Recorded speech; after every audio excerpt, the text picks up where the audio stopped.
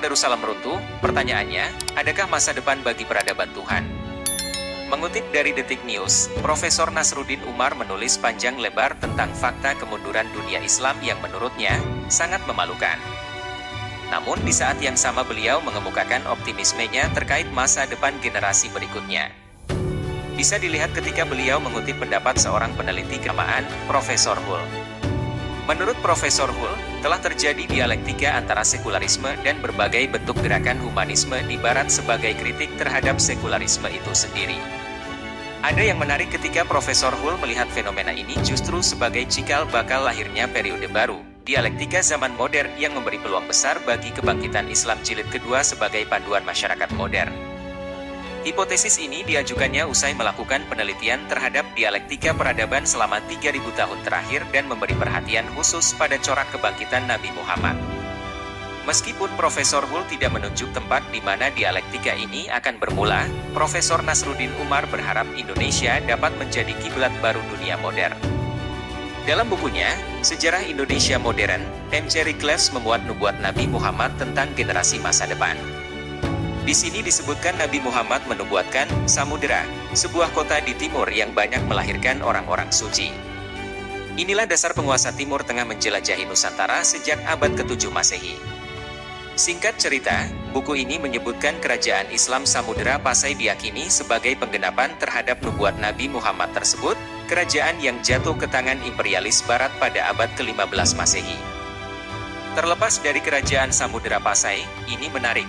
Sebab Nabi Muhammad tidak menyebutkan kapan waktunya, orang-orang suci itu dilahirkan sebagaimana nubuat-nubuat beliau lainnya seperti penaklukan Persia dan Konstantinopel yang membuat setiap generasi berlomba-lomba untuk menggenapinya. Yang jelas tidak ada kerajaan bernama Samudera di Nusantara saat itu kecuali Archipelago, gugusan pulau yang dihuni ratusan etnis yang terletak di antara dua samudera, sehingga membuat Nusantara menjadi wilayah yang amat strategis, terhubung dengan seluruh daratan bumi.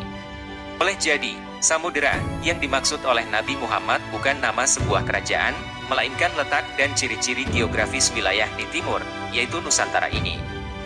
Dan kalau seseorang iseng-iseng menghayal Nabi Muhammad pernah ke Nusantara, mungkin ada benarnya. Jika Bartholomeus Dias, Vasco da Gama, Cornelis de Houtman dan orang-orang Eropa jauh lainnya menjelajahi Nusantara, mengapa tidak Nabi Muhammad yang lebih dekat? Terlepas dari itu, melakukan forecasting adalah hal biasa dan umum bagi para pemimpin, sebagaimana Barack Obama yang punya penglihatan tentang Indonesia di masa depan, tempat yang pernah ditinggalinya semasa kecil. Dr. Abu Bakar Al-Awawidah menguraikan panjang lebar tentang nubuat Nabi Muhammad lainnya, lengkap dengan ciri-ciri bangsa yang akan menggenapinya. Dari tanda-tanda yang dilihatnya, ia meyakini sekaranglah waktunya dengan mengatakan, maka sungguh aku berharap, yang dimaksud oleh Rasulullah itu adalah kalian, wahai bangsa Nusantara. Hari ini, tugas kalian adalah menggenapi syarat-syarat agar layak ditunjuk Allah memimpin peradaban Islam. Aku sudah melihat tanda-tandanya, pada 2015 silam. Melihat dari akar teologinya, bangsa Indonesia mengalur kepada Nabi Ibrahim.